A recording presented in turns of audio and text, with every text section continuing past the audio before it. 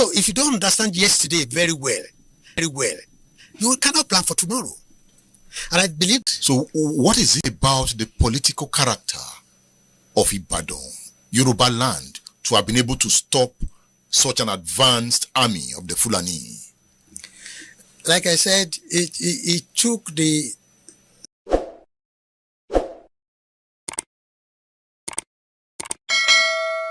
intelligence gathering and strategic planning. It's really, the Yorubas have the capacity when they choose to. When they choose to? When they feel threatened. Now, let me explain this way. Lots of people think the Yorubas are lazy, easygoing. They love parties. They don't like fighting. So they were shocked when we had Operation Wete. They didn't realize that the Yorubas enjoy themselves so long as they don't feel threatened. When they felt threatened in 65, because they saw the progressive infiltration of their political processes, institution, and system by the North. By the Fulani North? Yes. And they had thought that if they did their election, Awolowo would come back, he will resist. Okay? The election got rigged. So they fought back. They felt threatened. They now felt personally, individually, and collectively threatened. So they fought back. They were not empire builders. If a Yoruba city state A goes to attack city state B and it conquers it, he will take slaves, he will take property, animals, women, and come back and leave those people. They will grow again. They were not imperialists. You know what the imperialists would do, which is what they did in Ilorin? They didn't capture any slave. They just removed the Oba. They did it in the Hausa kingdom and put the Fulani as the Emir. He becomes the protector. The Yorubas won't do that. The Yorubas will just come back. Don't do that again. No. If you do it again, we will come. They come back to their city-state. And then that city-state that was devastated today will grow. Maybe it has a leader that becomes very strong. It attacks. Then they do the return battle again. You know, whoever wins, none will stay to perpetually dominate the other. Was that an advantage for Yoruba nation? No. No. But Oyo built an empire. Yes, and one of the reasons why it collapsed with that. Yeah, they built an empire that expanded into being a republic and so on and so forth. But they didn't. You see, when Britain was building his empire, they would send a governor general or a lieutenant general who has allegiance to the king or the queen. He reports to the king or the queen all over where they was scattered about. That is imperialist approach. And the Fulanis did that. His capacity to establish dominion over others. It was symbiotic. So they saw it and they loved that.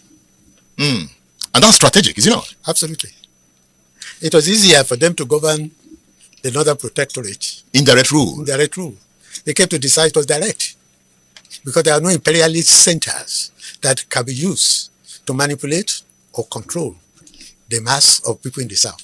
And Yoruba warriors were able to stop that imperialist character in the Oshobo War. Yes. So, now, if they were imperialists, they had an immediate option because they've captured five of their warlords. You know, I think 3 of them were Yorubas fighting for that. They sent them to the Alaafin then, who dealt with them. If they had pursued the Fulani, they would have recovered Ilorin. Or they long wanted to do that. But they didn't.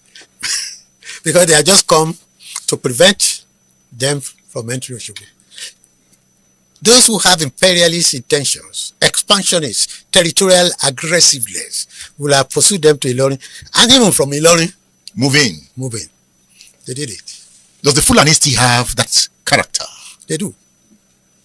Because from history, we can see the character. No, it's part of their DNA.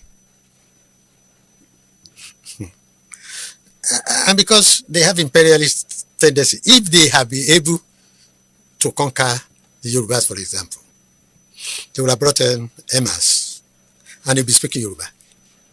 Okay? They speak your language, They pretend to be part of you. You begin to see them as part of you. So you won't feel that it's an outsider. But they speak their language fufude only among themselves. So that becomes the code.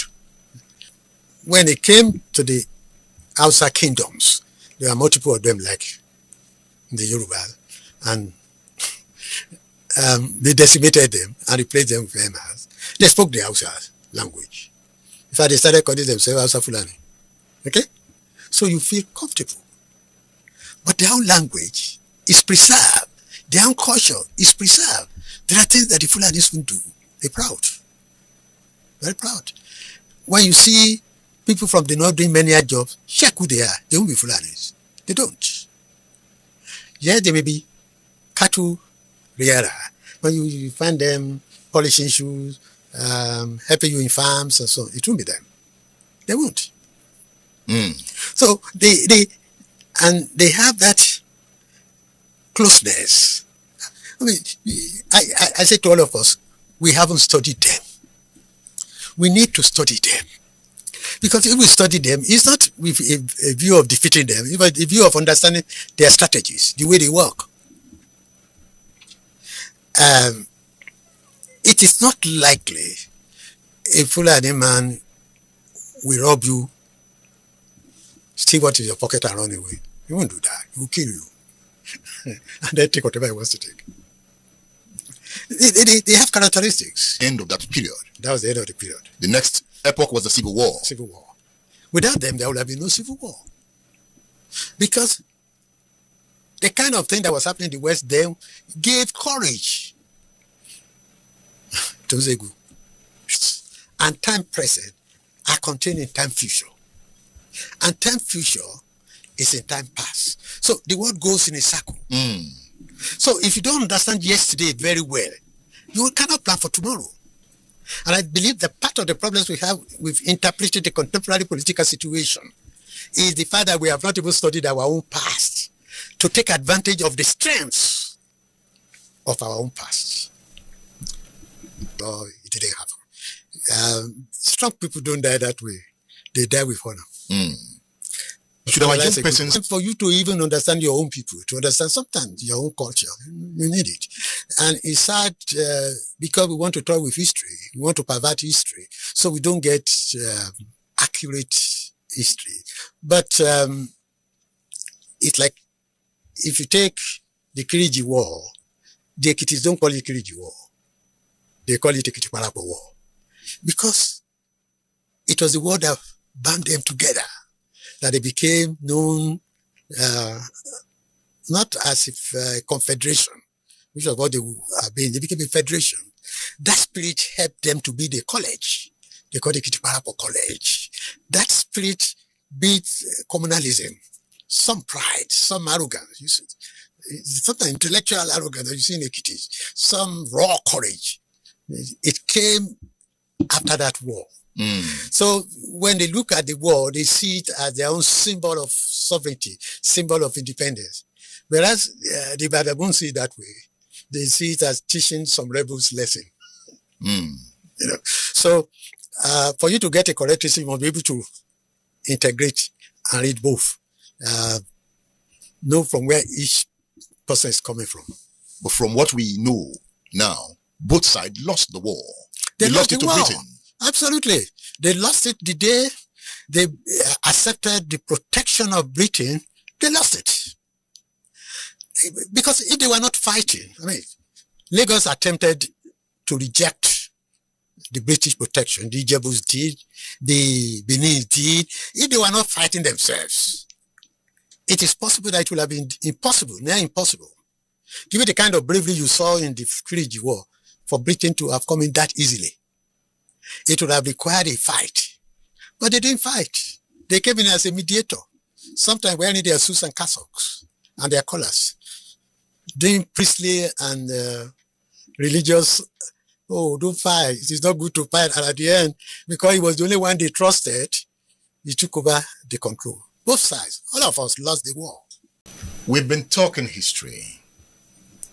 Let me introduce you to some books that will help you understand the subjects better. This book is entitled Balogun Oderinlo in Yoruba History by Ni Aborishade. We recommend this book to you. It will give you a new perspective of history. And perhaps let you know why sometimes the Fulanis don't forgive the Yorubas. Okay? They don't have evidence in their history of being defeated. But they were defeated in 1840. And they were defeated in alliance with the Eastern Yorubas in Jalumi War. They never forget. And Balogun Oderinlo is instrumental to it. To it. So if you get to front of Makpo Hall, you probably see his statue there. Yeah. And he proved one thing. His defeat of the Fulanis was not largely on the basis of ammunition. It was on the basis of intelligence and strategy. Tell me more. They've almost entered Oshogbo when the Oshogbo people appealed to Ibadan. They've sent one or two other leaders who couldn't succeed, but they sent Balogun Oderinlo, who came. When he got there, the Oshogbo people expected immediate warfare. He didn't. He took time to study the place, to study the character of the Fulani fighter. The Fulani fighter could not fight on feet. He has to ride a horse. And he realized that without the horse, the Fulani fighter was nobody. But the Yoruba fighters who carry their sham and their cutlass and dingon and walk. Obviously, they don't have the strength of the horse.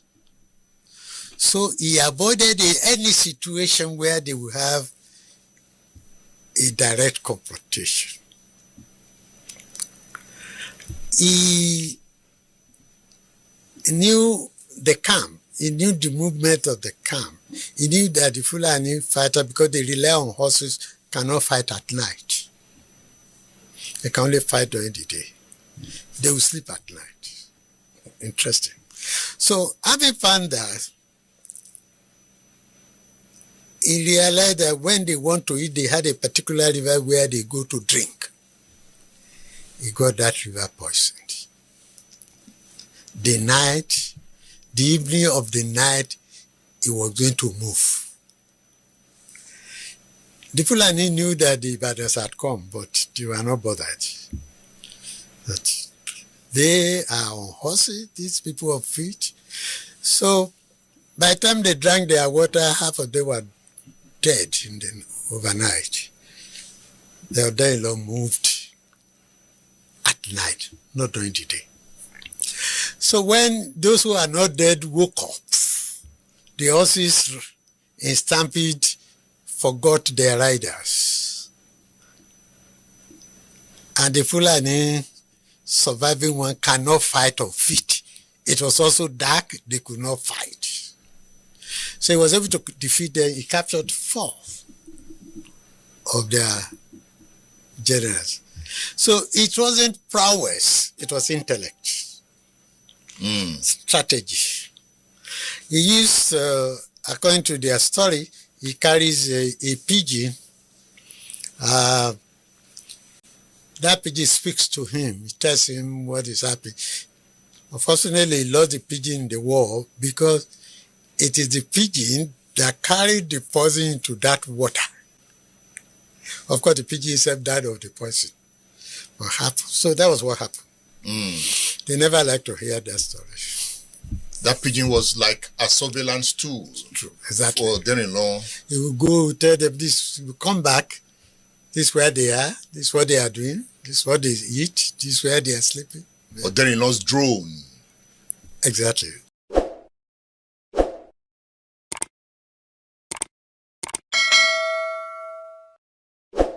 ọ̀tẹ̀ ló ń jẹ́ ìlú ń pè ọ́ kò sẹ́ni tí ò lórúkọ tiẹ̀ àti wípé ọmọ kì í gọ̀ títí sẹ́ẹ̀ kó gbàgbé orúkọ ara rẹ̀. Ààfin tèmi ò nílò ìdánimọ̀ lọ́jà tó bá dọ́jà báyìí wọ́n á mọ̀ bó dọ́jà ni. Èmi tí ń tòótọ́ Samuel Owóyẹmí fẹ́lẹ́fẹ́lẹ́ láyé lórúkọ mi fẹ́lẹ́ ní gbogbo èèyàn mọ̀ mí sí. Èmi náà kọ́ Ọlọ́run ọba òkè ló fún mi ṣe ní gbogbo ìgbà.